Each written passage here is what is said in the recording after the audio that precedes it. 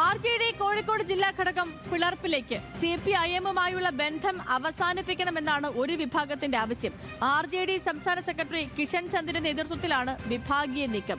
കോൺഗ്രസ് നേതാവ് M. കമലം അനുസ്മരണ പരിപാടിയിൽ പങ്കെടുത്ത കിഷൻ ചന്ദ് CPIM-ന് നേരെ ആഞ്ഞടിച്ചു. CPIM ഓട്ടുമറിച്ച രാഷ്ട്രീയ പ്രസ്ഥാനമെന്നാണ് കിഷൻ ചന്ദിന്റെ കടന്നാക്രമണം. ഫെബ്രുവരി 9-ന് RJD സംസ്ഥാന കമ്മിറ്റി യോഗം ചേരും.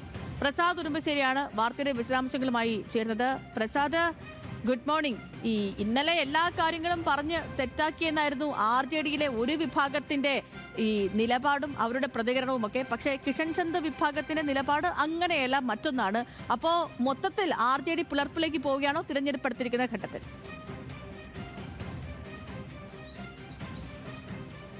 Good morning Siddhalakshmi.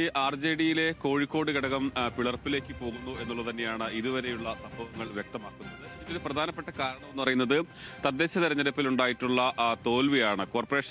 കോഴിക്കോട് കോർപ്പറേഷനിൽ 5 ഇടത്ത് RJD പരാജയപ്പെട്ടു. അത് 3 സ്ഥലങ്ങളിൽ CPIM കാലുവാരിയാണ് തോൽപ്പിച്ചത് എന്നുള്ള ആരോപണം നേരത്തെ അവർ ഉന്നയിച്ചതാണ്.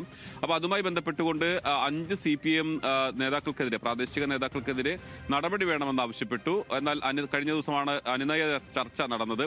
അവർ ആദ്യം പറഞ്ഞിരുന്നത് LDFന്റെ ജാതിയിൽ നിന്നെല്ലാം വിട്ടുനിൽക്കും, ആ പ്രശ്നങ്ങളെല്ലാം പരിഹരിക്കാൻ വേണ്ടി ഇവർ അനുനയ ചർച്ച നടത്തി.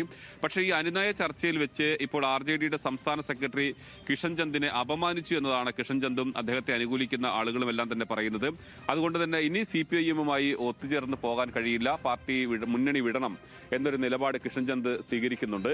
അത് മാത്രമല്ല, കഴിഞ്ഞ ദിവസം കോഴിക്കോട് കോൺഗ്രസിന്റെ ജില്ലാ കമ്മിറ്റി ഓഫീസിൽ വെച്ച് ചേർന്ന അവരുടെ മുൻ നേതാവായിട്ടുള്ള മുൻ മന്ത്രിയുമായിട്ടുള്ള M. കമലത്തിന്റെ അനുസ്മരണ പരിപാടിയിൽ കിഷൻ ചന്ദ് പങ്കെടുക്കുകയും CPM-നെതിരെ അതിരൂക്ഷമായ വിമർശനം നടത്തുകയും ചെയ്തു. CPM വിശ്വസിക്കാൻ കൊള്ളാത്ത പാർട്ടിയാണ്, അവരോടൊപ്പം ചേർന്ന് പോകാൻ പാടാണ് എന്നുള്ള രീതിയിലൊക്കെ അദ്ദേഹം മറ്റൊരു മുന്നണിയുടെ പ്രധാനപ്പെട്ട പാർട്ടിയുടെ വേദിയിൽ പോയി പ്രസംഗിക്കുന്ന ഒരു സാഹചര്യവും ഉണ്ടായിട്ടുണ്ട്.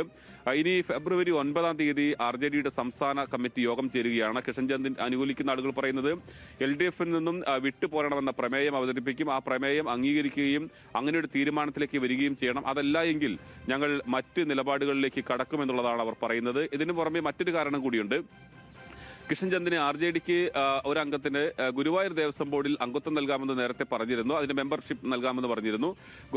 അങ്ങനെ കിഷൻ ചന്ദിനെയാണ് ഗുരുവായൂർ ദേവസ്വം ബോർഡ് മെമ്പറായി RJD തീരുമാനിച്ചത്. പക്ഷേ നാളിതുവരെയായും അത്തരമൊരു തീരുമാനം നടപ്പിലായിട്ടില്ല എന്നുള്ളതാണ് പറയുന്നത്. അത് പക്ഷേ CPIM പറയുന്നത് ജനതാദളിലെ കൃഷ്ണൻകുട്ടി വിഭാഗവും RJDയും അവർ തമ്മിലുള്ള ഒരു തർക്കവും പിന്നീട് അത് മാറാത്തതൊക്കെയാണ് അത് വരുന്നത്. അല്ലാതെ മനഃപൂർവ്വം ഈ കിഷൻ ചന്ദിനെ ഗുരുവായൂർ ദേവസ്വം ബോർഡ് അംഗമാക്കാത്തതല്ല എന്നതായിരുന്നു CPM-ന്റെ വാദം.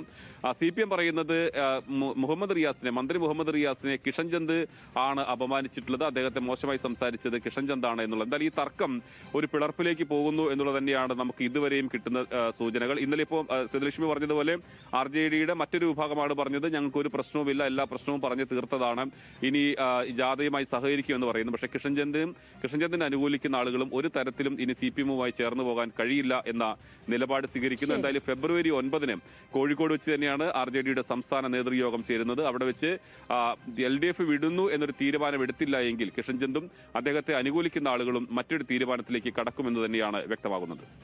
ഓക്കെ പ്രസാദ്, ശരി. പ്രസാദ് ഉടുമ്പശ്ശേരിയാണ് വാർത്തയുടെ വിശദാംശങ്ങളുമായി പ്രേക്ഷകർക്കൊപ്പം ചേർന്നത്.